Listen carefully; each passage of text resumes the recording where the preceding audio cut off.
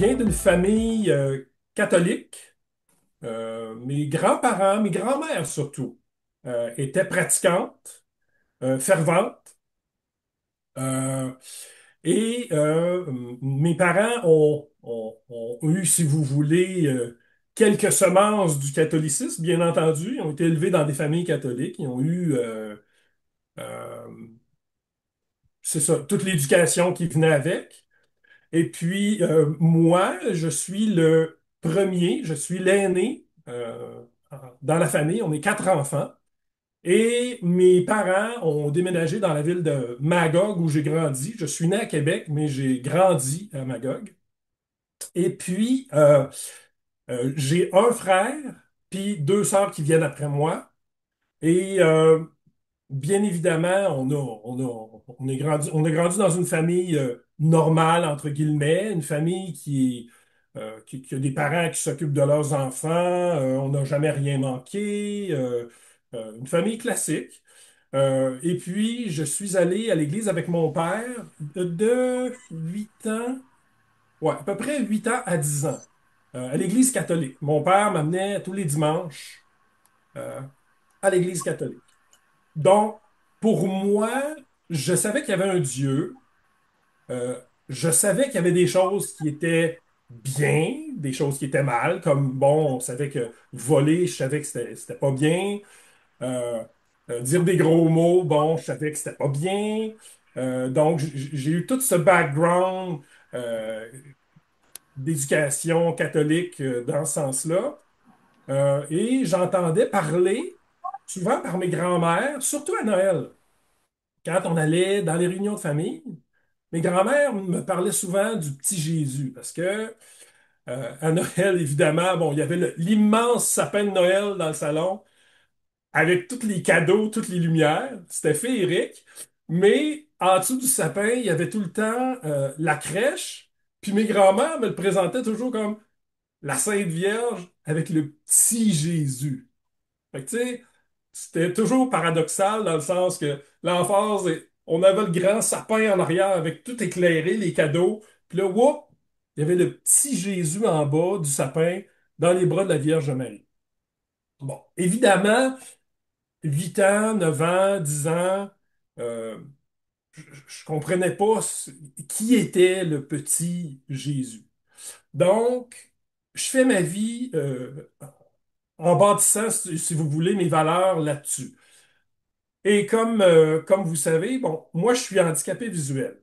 Donc, je suis allé à l'école dans un milieu régulier. C'est-à-dire, je suis allé à l'école euh, avec une maladie qui est dégénérescente.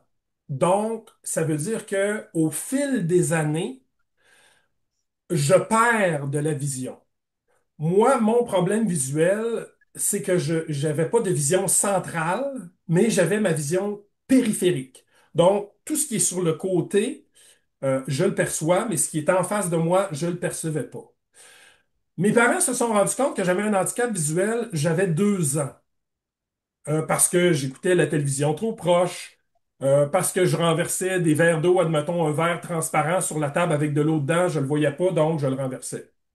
Donc mes parents se sont posés des questions, sont allés investiguer, et là, j'ai passé des tests, et ils ont dit, voici, il y a une maladie dégénérative.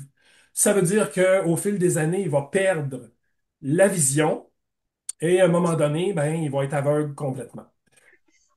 Donc, je pars ma vie comme ça, je rentre à l'école et au fur et à mesure que j'avance dans mon éducation, donc, si je peux le décrire ainsi, là, admettons quand je suis rentré en première année, j'avais le même rythme de lecture qu'un enfant de première année. En troisième année, ça commençait à être plus difficile parce que les enfants gagnent de la rapidité, gagnent de l'expérience, mais moi, mon handicap visuel augmentait. Donc, ce qui faisait que j'étais obligé de grossir mes textes, j'étais obligé de travailler avec des loupes, j'étais obligé de travailler avec différents outils pour m'aider à lire parce que ça devenait de plus en plus ardu. Jusqu'au moment où j'arrive à l'école secondaire, au début du secondaire où, bien évidemment, là, le rythme de lecture, moi, il ralentissait parce que c'était de plus en plus lourd faire de la lecture. Mais là, les élèves, mes compagnes, mes compagnons à l'école, euh, ça allait de plus en plus vite. Donc, mon rythme d'apprentissage n'était plus suffisant. Donc, tranquillement, c'est ma mémoire qui a commencé à prendre le dessus sur ces choses. Fait que là, je fais ma vie comme ça. Autrement dit, plus que j'avance en âge dans mon école, secondaire 3, secondaire 4, secondaire 5, je ne lis plus. Donc, je fais tout à l'oreille. Donc, évidemment, mon orthographe en français, c'est pas bon. Mon vocabulaire, je sais pas comment écrire sans faire des fautes, etc., etc. Mais je comprends bien la matière. Donc, je suis capable de faire mes classes, je suis capable de faire mes cours, je suis capable de m'exprimer et je réussis, par la grâce de Dieu et bien évidemment, à avoir mon diplôme de secondaire 5. Là, je continue. Je continue ma vie. J'ai 18 ans et moi, je suis musicien. Donc, j'ai appris le piano, j'ai appris la batterie, j'ai gagné ma vie avec la musique jusqu'à l'âge de 37 ans. Mais on va y revenir. Donc, j'entre dans la vie adulte, 18, 19, 20 ans. Et là, bien évidemment, bon, on va avoir une conjointe, on va avoir une blonde. Tu sais, en tant qu'handicapé, à ce moment-là, ce que je voulais, c'est que je voulais avoir une vie normale. Ce que je veux dire par là, c'est que je voulais le moins possible que ça paraisse que je sois aveugle. Il fallait à tout prix que je m'organise pour, pour compenser, mais même plus, c'est-à-dire montrer aux gens alentour de moi que j'étais capable de donner le même rendement qu'une personne qui a ses yeux. Donc ça, c'était primordial. Donc je continue, je bâtis ma vie. À un moment donné, vers 21 ans, je rentre à l'université à Sherbrooke et je fais mon baccalauréat. Et là, à l'université, c'est là où j'ai aimé le plus l'école. J'ai fini mon baccalauréat avec mention en musique. Bien évidemment, ce qui était le gros avantage, je pouvais pas lire, je pouvais pas écrire, sauf que vu que j'étudiais en musique, ben, j'avais le piano. Donc, tout ce que je voulais exprimer ou expliquer, ou si j'avais un examen, j'avais le piano qui me servait d'instrument pour montrer au professeur ce que j'avais compris ou pas compris, ou en tout cas. Fait que c'était facile d'évaluer. Fait que je continue ma vie comme ça. J'avance, j'ai des contrats, je me suis, bon, j'ai eu des compagnes, bien évidemment, mais là, à 23 ans, là, je rencontre une femme et là, c'est plus sérieux. Là, c'est plus sérieux. Donc, je me marie.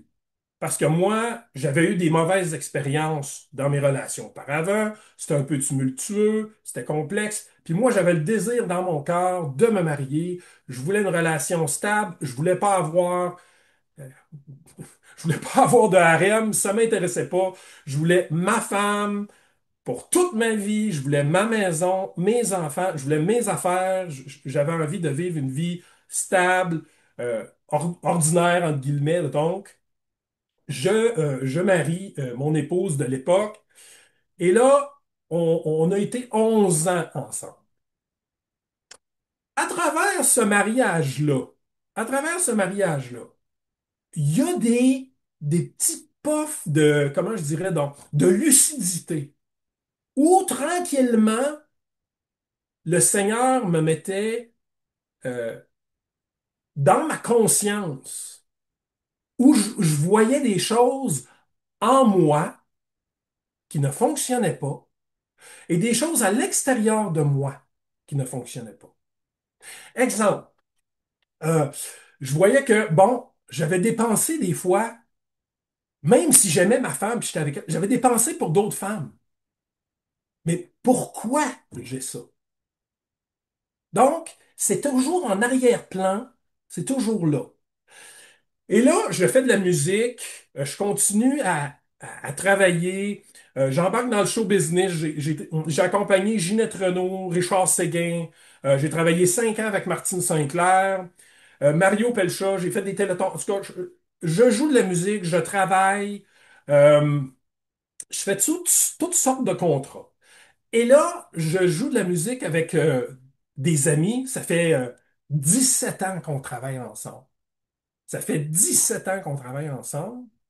Et là, on est trois musiciens et c'est comme trois musiciens et une chanteuse et c'est comme, je sais pas moi, deux gars qui ont travaillé, tu sais, des personnes qui ont travaillé ensemble toute leur vie, dans le sens on fait de la musique, on a du plaisir, on sait que quand un tel va tousser d'une telle façon, c'est parce qu'il va jouer telle affaire. Fait que il y a comme une complicité qui s'est établie qui est immense, qui est confortable, qui est plaisante.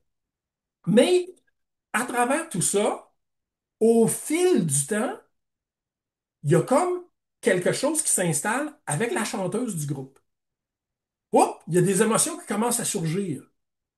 Oups, de l'attachement, puis tout ça. Puis moi, je suis marié, j'ai ma femme, là. Fait que j'arrive dans cette espèce de dualité-là.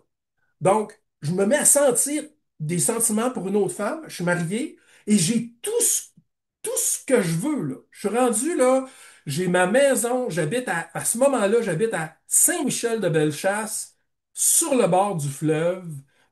Euh, j'ai ma maison, mes enfants, j'ai toujours rêvé d'habiter là. J'aime le fleuve. Je vais faire mon bois de chauffage. Je pars avec mon gars d'Andorre, mon yacht. Je vais sur le bord du fleuve. Je ramasse la pitoune. Je coupe ça. Je rapporte ça à la maison. Tout ce que je voulais, je l'ai. Je joue de la musique. C'est le rêve devenu réalité. Mais les émotions que je développe pour la chanteuse en même temps sont là. Et je sais que ça doit pas être. Je le comprends, mais ça se développe. Qu'est-ce qui se passe? Jusqu'au moment où j'arrive et la chanteuse me donnait des signes. Et moi, j'étais tellement mal à l'aise parce que j'avais rien dit, j'avais rien mentionné, je gardais ça tout en dedans. Ça bouillait, ça se développait. Je me sentais pris avec ça, mais je voulais taire ça. Je savais pas où aller. Et là, vient un temps où elle commence à m'avouer des sentiments. Et là, j'explose, dans le sens où je suis plus capable de tenir ça. Fait que là, j'en parle à la chanteuse. Et là, bien évidemment, elle aussi est en couple. Puis moi, je, je lui en parle, puis je dis, écoute, là, faut que ça serve, faut que ça soit fini. J'écoute, là, je vis des sentiments pour toi, puis fait que là, elle est démolie. Moi, je suis démoli. Puis là, moi, je savais plus quoi faire avec ça. Si j'avais rien dit, ma femme aurait jamais su. Fait que j'avais gardé ça en dedans. Mais c'était plus fort que moi. Faut que je le dise. Faut que j'en parle à mon époux. Donc, je m'assois, j'en parle à mon épouse. Je suis hyper mal, mais mon épouse s'appelait Sophie à l'époque. Et là, je lui dis, j'ai développé des sentiments pour la chanteuse du groupe. Et je suis désolé, il s'est rien passé, mais je cancelle tous mes contrats, je m'enlève de là, moi je veux pas aller avec elle, je veux pas continuer à, à développer des sentiments pour elle, je veux qu'on continue ensemble. Je vais faire tout ce qui est en mon pouvoir pour que ça continue. Fait que là, il y a eu un temps de réflexion et elle me dit, c'est terminé. Mon épouse me dit, je veux plus rien savoir, c'est terminé. Donc, je perds à ce moment-là ma maison, je perds mon épouse, je perds mon travail, je perds mes enfants parce que j'étais à Saint-Michel de Bellechasse. Et en tant que musicien, il n'y a pas j'ai pas de chômage, il n'y a pas d'assurance emploi. Donc, je me fais remplacer sur tous mes contrats parce que mon but ultime, c'est de sauver mon mariage. Ça échoue. Donc, je me retrouve sur l'aide sociale. Je me retrouve sur l'aide sociale. J'ai plus accès à mes enfants parce que je peux pas aller les chercher. Et mon épouse de l'époque, elle veut me donner un petit coup de main, mais pas trop en même temps. Et là, je déménage à Sherbrooke parce que j'habitais à Saint-Michel-de-Bellechasse tout seul, qui est un petit village, et pour faire l'épicerie, pour faire toutes les choses quotidiennes, c'est compliqué parce que vu que je vois pas, on est à 15 minutes de Lévis. Fait que si je vais aller à Lévis pour faire des commissions, pour aller chez le médecin ou pour toute la besogne quotidienne, c'est complexe. Fait que, à ce moment-là, et ça là, je vous parle au mois de septembre 2013. Au mois de septembre 2013, je déménage à Sherbrooke et je me réinscris à l'Université de Sherbrooke. À l'Université de Sherbrooke, j'avais fait mon baccalauréat là-bas, comme j'expliquais tantôt, mais là, je me réinscris pour faire un certificat qu'on appelle, donc c'est à l'université, là, c'est des choses que tu peux rajouter à ton baccalauréat ou bon, c'est des études complémentaires. Fait que je me réinscris, j'arrive là, et mon professeur de piano, on s'est toujours bien entendu, on a toujours eu beaucoup de plaisir ensemble, ça a été vraiment une grande bénédiction. Il me voit arriver et là, il me dit, ah, il me dit, François, qu'est-ce que tu fais ici? Ben, j'ai dit, écoute, je me réinscris à l'université, je reviens étudier, là, je suis dans un bout de pas facile, là, j'ai pas mal tout perdu, etc., etc. Fait qu'on commence les cours, on s'installe, puis là, il me dit, hey, écoute, il dit, je me suis fait appeler pour un contrat de musique, mais il dit, moi, je le prendrai pas.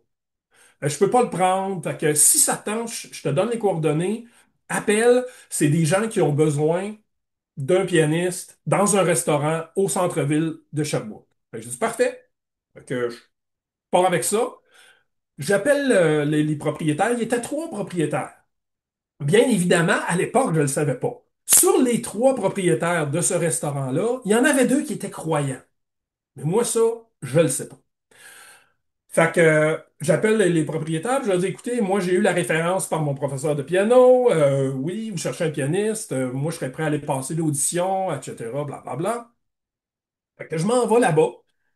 Je m'en vais passer l'audition. Ils me disent, ah ouais, ça serait super que tu puisses jouer, ça ferait la job, on est bien content, on aime ça comment tu joues, parfait.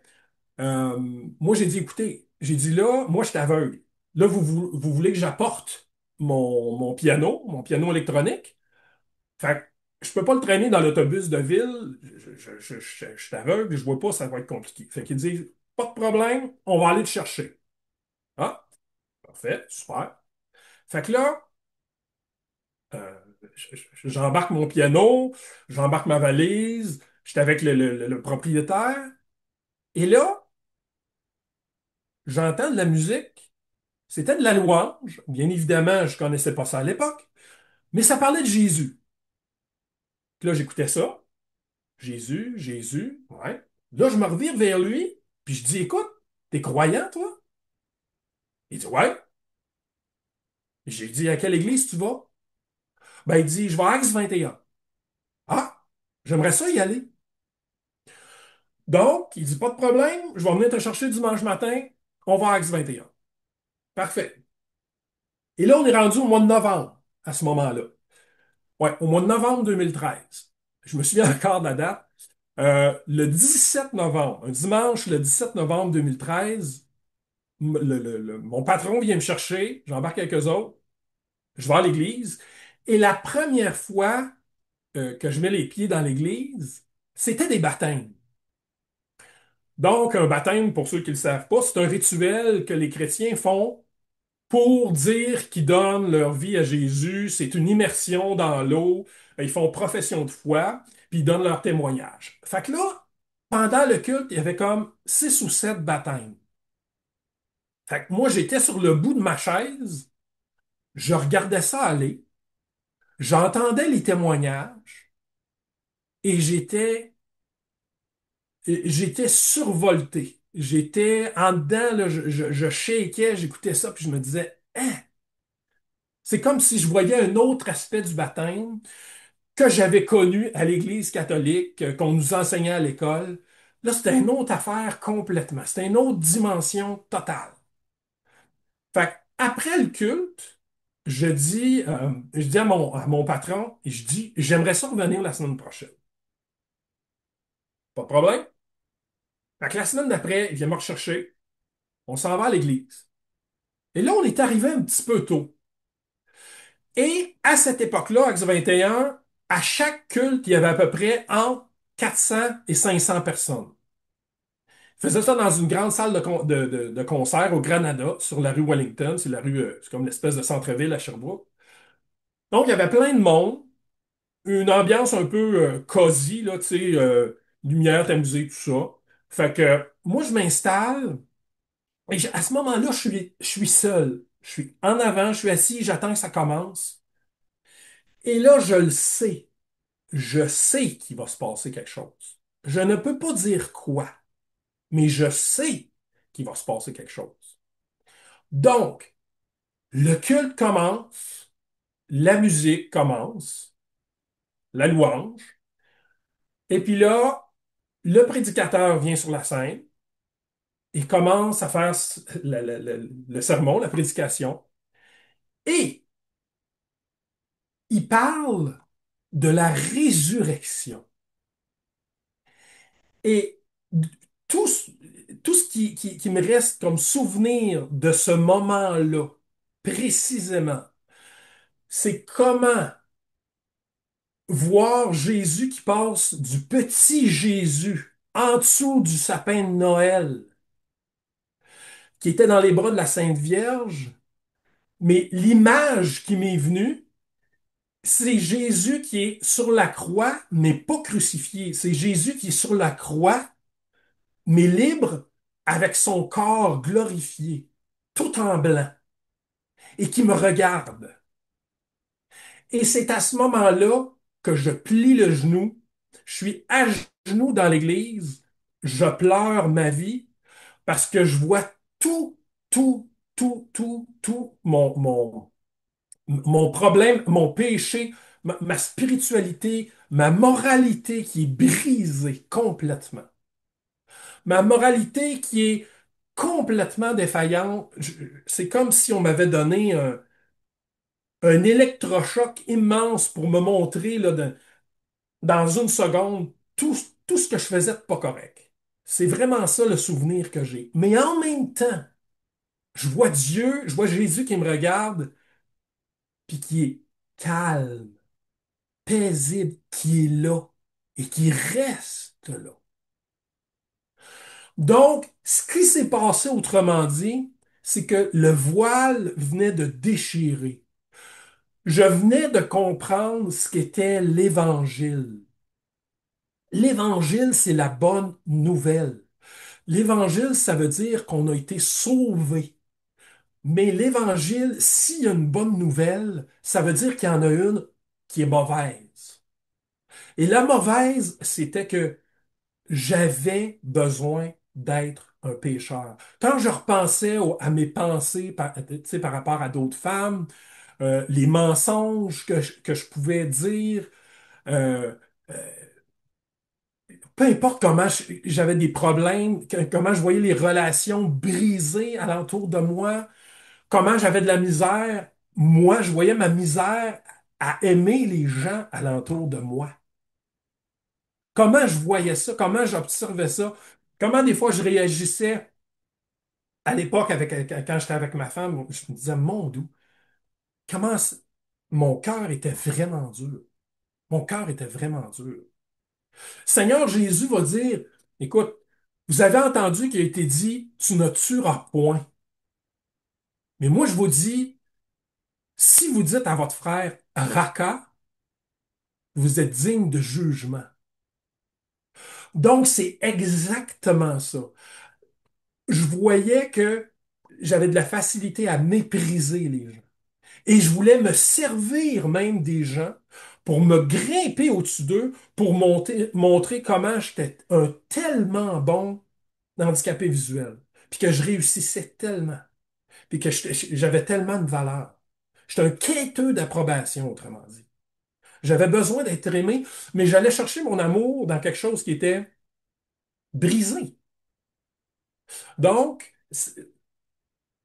quand j'ai vu tout l'aspect, toute la grandeur du salut en infusion, j'ai plié le genou, je pleurais, j'ai dit, Seigneur, pardonne-moi, prends ma vie, viens me chercher, guéris-moi, j'ai besoin de toi, je veux plus vivre ma vie dans le mensonge, dans le fake, comme je le faisais avant.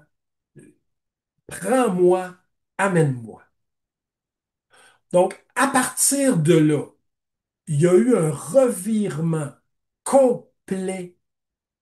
Je veux dire, dans le sens où, quelques exemples, euh, j'avais pas un beau langage, admettons, hein, pour le dire comme ça. Fait que ça a été coupé au couteau, net, ferret sec.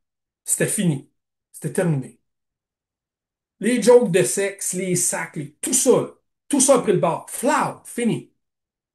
Après ça, il y avait des affaires comme, ouais, mais là, j'ai downloadé de la musique, je me suis fait des CD. Fait que là, je réfléchissais, puis je me disais, ouais, c'est du vol, ça? Là, je prenais tout ça, puis je jetais ça. Donc, il y a eu vraiment. Et là, ça éclairait tellement fort. Tu sais, quand on dit que la loi de Dieu, donc les 10 commandements, tu ne tueras point, tu ne voleras point, tu ne convoiteras point, euh, tous les 10 commandements, là, la loi éclairait dans mon cœur, c'était très intense. Et là, j'avais des questions, parce que j'avais besoin de comprendre qu'est-ce qui m'arrivait, puis dans quoi je m'embarquais. C'était ça, là. Fait que pour moi, personnellement, le début de ma conversion a été vraiment dur. Comme je disais, j'avais 37 ans, j'avais déjà un bagage de vie, euh, et, et j'avais besoin de comprendre comment je vivais, comment j'avais besoin de vivre ma vie à ce moment-là. Fait que j'appelle ma mère, puis je dis, écoute, maman, j'ai besoin d'aller dans une librairie où ils vendent une Bible audio. J'ai besoin de lire la Bible. Fait qu'elle dit, parfait. Fait que ma mère, elle m'amène dans une librairie catholique. Et puis là, la seule Bible à ce moment-là, j'avais pas pensé d'aller voir sur Internet, de m'informer, c'est une Bible catholique, une Bible Jérusalem. Et les catholiques l'utilisent beaucoup. Donc, et moi, je pars de Genèse, qui est le premier livre de la Bible, et je m'en vais à l'Apocalypse, qui est le dernier livre de la Bible. Et là, je lis ça d'un bord à l'autre en un mois et demi. Je lisais ça 8 heures par jour. J'avais besoin de comprendre parce que tous mes repères étaient changés. Puis j'avais de la misère à m'asseoir parce que je me sentais coupable. Je me sentais coupable. Je voyais juste ma culpabilité. C'est juste ça que je voyais. Jusqu'au moment où je parle avec un frère, un gars qui était à l'église. Parce que là, moi, j'allais à l'église, là, c'était parti, là. Moi, je voulais plus pas aller à l'église. Fait que j'allais aux réunions de prière, j'allais à l'église, je voulais, je voulais tout faire ça. Mais là, j'arrivais à l'église, puis je voyais les gens, Seigneur est bon, on est béni, le Seigneur nous aime. Fait que je voyais les chrétiens dire ça, mais moi, en dedans, ce que je vivais, c'était de la culpabilité. J'arrivais pas à dire ça. Je n'étais pas capable. Jusqu'au moment où il y a un des gars de l'église qui dit, écoute, écoute Tim Keller, c'est un prédicateur new-yorkais, je vais t'envoyer quelques sermons et écoute ça, ça devrait t'aider. Et là, il fait un sermon sur la grâce de Dieu. Oh là là là là là là là là là là. Ça a été comme, à partir de là, un apaisement et de voir comment le Seigneur nous a aimés parce qu'il est allé à la croix, ça m'a apaisé, ça m'a rassuré, ça m'a calmé, ça a continué de m'éduquer, de m'amener à lui. Et par sa grâce, c'est vraiment ça. La grâce, c'est un don gratuit. Il y a personne qui cherche Dieu. Il y a personne qui veut aller avec Dieu. On ne veut pas, ça nous intéresse pas. Et c'est ça, le péché. On est séparé de lui. On ne veut pas entrer dans sa présence. Et même, je dirais, on ne peut même pas parce que Dieu, il est pur, il est saint, il est parfait. Puis c'est exactement pour ça qu'il a envoyé Jésus. Mais quand j'ai compris que c'était pas juste pour nous pardonner, c'est pour nous aimer. Il veut avoir une relation personnelle. Quand j'ai compris ça, quand j'ai compris qu'on était sur le mode de la relation, c'est là où la culpabilité commence à s'estomper tranquillement. Et c'est béni, c'est rassurant et jamais je voudrais retourner en arrière où j'étais. Jamais, jamais, jamais. Je veux suivre le Seigneur. Je veux apprendre de lui. Et par sa grâce, en ce moment, je suis en train, tranquillement, de m'intégrer dans le pastorat d'une église, la Bible parle, à Sherbrooke. Et pour moi, c'est tellement une bénédiction et un grand privilège de pouvoir le servir malgré euh, malgré tout ce que j'ai fait, tout ce que j'ai voulu cacher, j'ai voulu renier Dieu, et il me dit, je te pardonne, je t'ai appelé, par la foi, avance et suis-moi.